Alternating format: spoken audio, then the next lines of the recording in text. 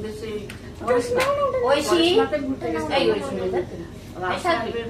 ভাইয়ের বউটো এদের সঙ্গে মানি যাবে, হঠাৎ করে জ্ঞান যাবে কিছুটা মানে ডাং বাংলো গাড়িতে চলে গেলাম।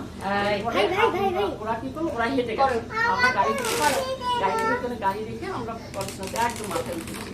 উঠে তারপরে আমরা নেমে এসেছি, চলে এসেছি। তারপরে দিন ওরা তখন হলো বলছে যে মালিকটা তো কিছুতেই যাবে না, বৃষ্টি হচ্ছে, বলছে না যেতে দেবে না। তবুও ওরা যায়, তারপরে আমাদের যেতে দেবে না। তবু গেলাম, যেতে যেতে এক জায়গায় গাড়ি একদম স্লিপ করলো, কিছু আর একটু হলে খালি পড়ে। তারপরে অনেক কষ্টে সবাই আসতে নামলো, রাস্তা পাবো না, অনেক কষ্টে নামলাম।